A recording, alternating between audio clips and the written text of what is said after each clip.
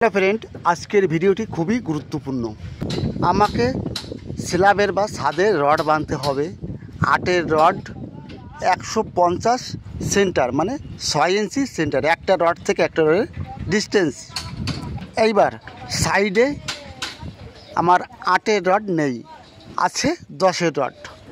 এইবার ফর্মুলা ব্যবহার করে আমি কিভাবে 8-এর রডের পরিবর্তে 10-এর রড আমি ব্যবহার করতে পারবো, এই ফর্মুলাটি জেনে রাখুন, অবশ্যই আপনার কাজে আসবে। আর যদি একটু ভালো লাগে সাপোর্ট করবেন।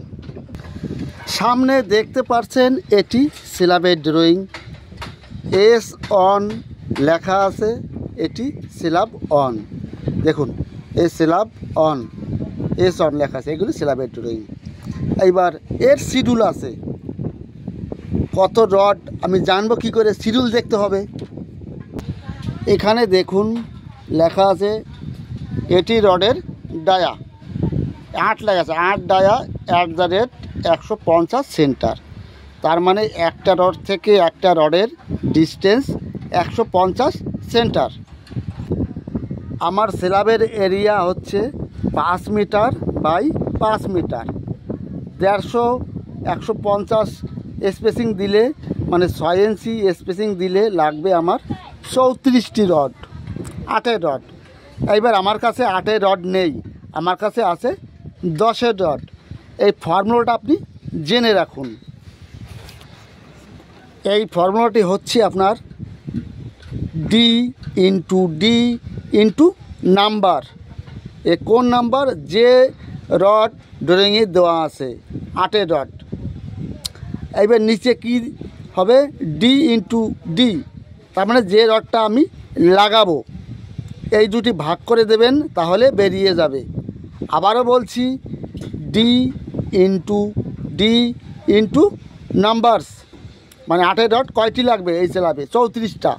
এখানে নাম্বারসের জায়গায় 34 করে দিচ্ছি। এইবার এখানে 10-এর রড লাগাবো, এখানে দিচ্ছি 10 ইন্টু 10। বুঝতে পারলেন? এবার ডি ইন্টু ডি,